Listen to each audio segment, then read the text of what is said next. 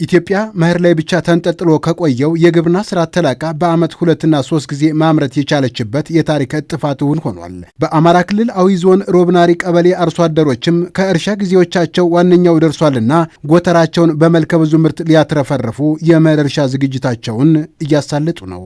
ማሽላ ዘር ጨርሰናል። አሁን እንግዲህ ፋፋ ምናምን ዝግጅት ለን ያለን ደውሳ መሬት ደግሞ ያው ዝግጅት እየሰራን ያለን ደጋበን የእርሻ እየሞቀርን ያለን እየረስነ እየጎልጎልን ነው። አሁንም ማሽላውንም ዘርጠን አብክተናል። ኑጉ አሁንም እየረስነ ነው። የአዊ ብሔረሰብ ዞን ለግብርናው ስራ ያለውን ተፈጥሯዊ ምቹነት ለመጠቀም ትኩረት ሰጥቷል። በዚህ መነሻም በዚህ የመኸር የእርሻ ወቅት ከ400 ሺህ ሄክታር መሬት በላይ በማረስ በሚሊዮን ኩንታል ምርትን ለመሰብሰብ እየሰራ ነው። 412480 ሄክታር በዘር ይሸፈናል ብለን በቅድ ይዘን ነው እየተንቀሳቀስን ያለ ነው። ይሄን መሬት በማልማትም 17.56 ሚሊዮን ኩንታል ምርት እናመርታለን ብለን እየሰራ እንገኛለን። ይህንን ምርት ለማግኘት ደግሞ ከእርሻ ጀምሮ የተሻለ ስራ መስራት አለብን። ምርጥ ዘርና ማዳበሪያ አቅርቦቱ በምክረ ሀሳቡ መሰረት እንዲጠቀሙ አርሶ አደሮችን ማድረግ አለብን። በሀገር አቀፍ ደረጃም በ2018-19 የመኸር እርሻ ወቅት የሚታረሰው መሬት ከፍተኛ መሆኑን የግብርና ሚኒስቴር መረጃ ያሳያል። በዚህም ከ730 ሚሊዮን ኩንታል በላይ ምርት እንዲገኝ መልከ ብዙ ትጋቶች እየተከወኑ ነው። ወደ 22.36 ሚሊዮን ሄክታር እርሻ በማረስ ከመኸር ስራው በአጠቃላይ ወደ 730 ሚሊዮን ኩንታል ምርት ለመሰብሰብ ታቅዷል። እስካሁን ባለው አፈጻጸምም ወደ 15 ሚሊዮን የሚሆነው እርሻ ታርሷል።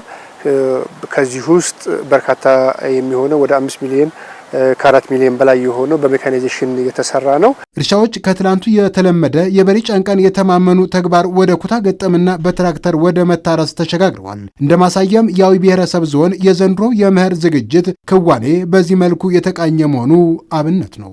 ወደ 380 ሺህ ሄክታሩ በእርሻ የታረሰበት ሁኔታ ነው ያለው።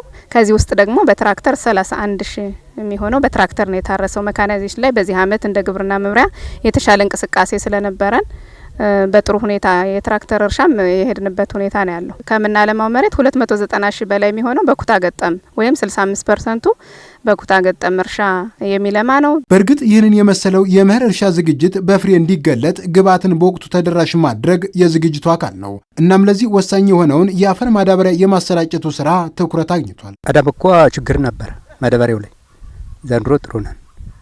ገበሬው እንደፈለገ ያደርጋል። እንደ ሀገር ለዘንድሮ የምርት ዘመን ከ22.9 ሚሊዮን ኩንታል በላይ የአፈር ማዳበሪያ ለአርሶ አደሩ ለማቅረብ ግዢ ሲከናወን ቆይቷል። ከዚህ ውስጥም ተጓጉዞ የደረሰውን ግብዓት በተገቢው ተደራሽ ማድረግ እየተቻለ ነው። ወደ 17.38 ሚሊዮን ኩንታሉ ግዢ ተፈጽሞ ወደ ሀገር ውስጥ እየተጓጓዘ ነው የሚገኘው።